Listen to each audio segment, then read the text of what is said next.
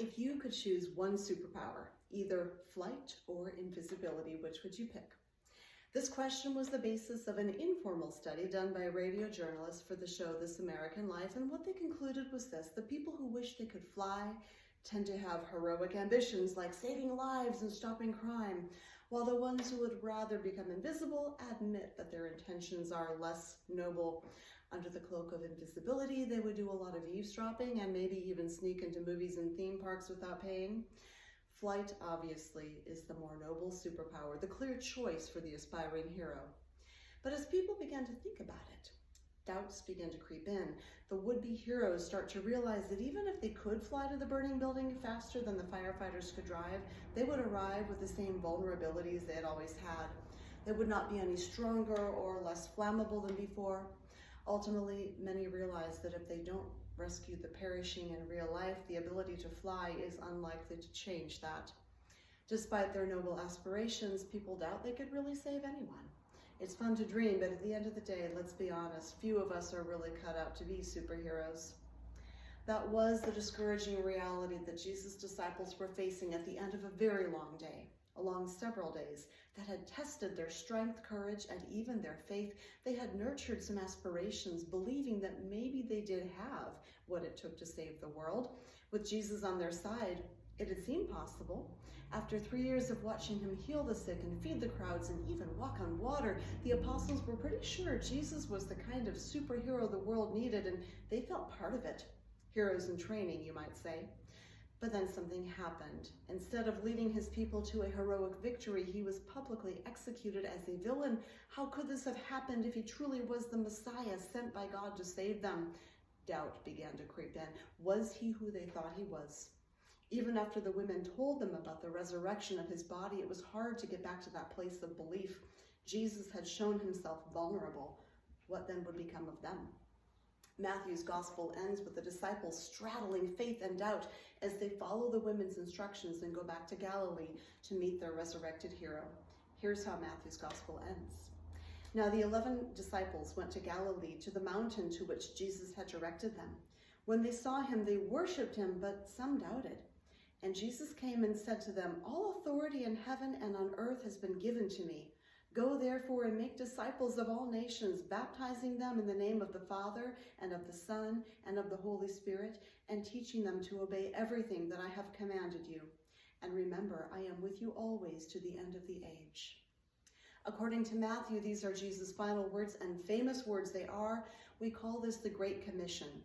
And since being recorded in this gospel, these words have been quoted to inspire Jesus' followers into discipleship, ministry, and mission. They are powerful words as Jesus proclaims his authority over all creation and commands his disciples to tap into his power made known through the Holy Spirit in order to continue God's mission of reconciling humanity to God's will. Now that sounds like a job for a team of superheroes, but I'm not so sure Jesus' 11 apostles were feeling up to it, because even as they were kneeling at the feet of their resurrected leader, they were doubting. Does that surprise us that Jesus' closest followers, upon meeting him for the first time after the resurrection, doubted? Their hero had just defeated the enemy and emerged from the tomb of death quite alive.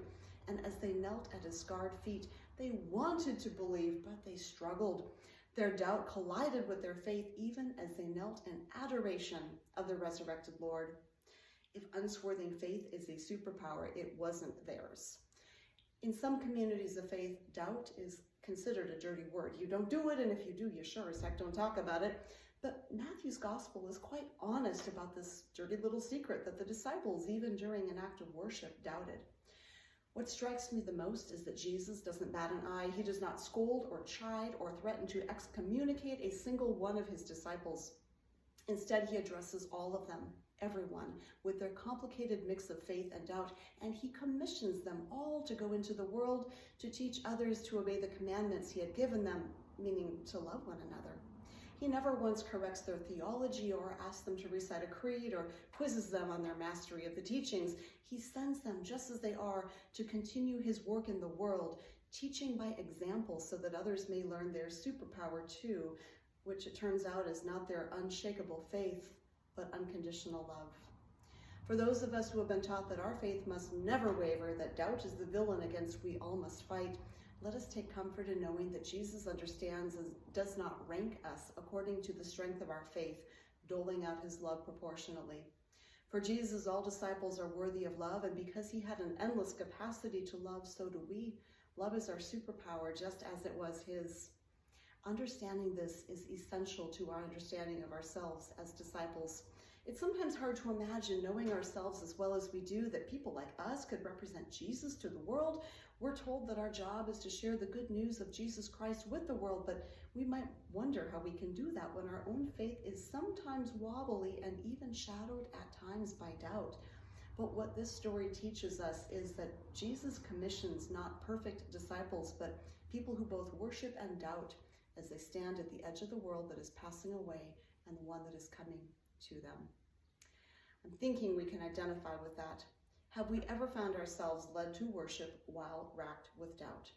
During times of grief and loss, we might find ourselves on our knees in prayer while wondering, is God really part of this, or am I on my own?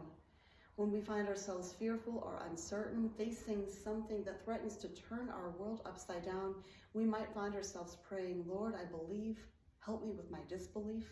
Worship and doubt showing up together.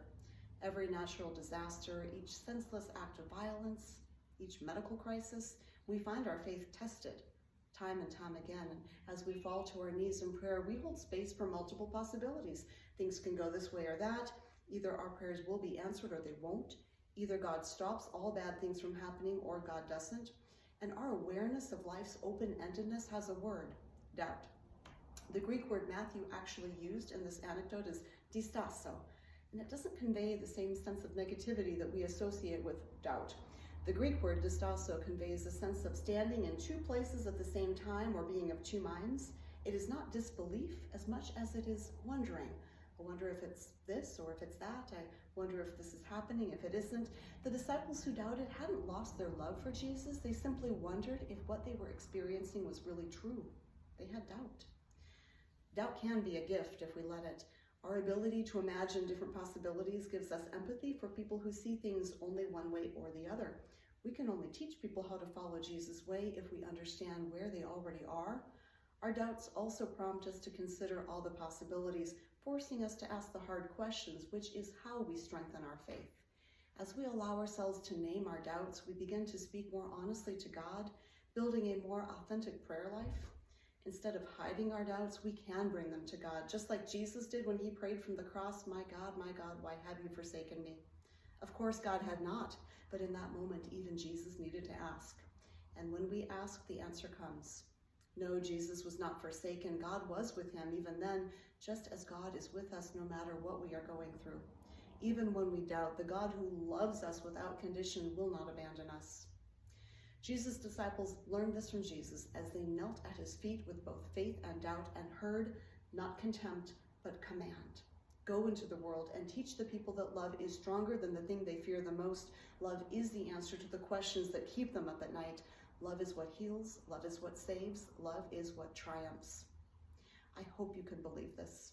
But even if you can't, even if your faith just isn't strong enough to believe it 100% of the time, fear not. The Holy Spirit is still working on you, trying to break through in whatever way it can, to give you the courage to keep on following in the steps of Jesus, which simply means to give all the love and goodness you can to others, no matter what they believe and no matter what you believe, no matter what you brought to worship today, whatever the mix of faith and doubt, know that you were made for love, to receive, to give. It's your superpower. You cannot hide from it and you cannot fly away from it. Love is what you were made for, and it's what you are made of. So go as you are and bring love with you. In the name of God the Creator, Jesus the Christ, and the Holy Spirit, the great trifecta of love, which is all the power you'll need. Though I may speak with bravest fire, and have the gift to all inspire, and have not love, my words are vain, as sounding brass and hopeless gain. Come, Spirit, come, our hearts control, our spirits long to be made whole. Let inward love guide every deed, by this we worship and are free. forth in love.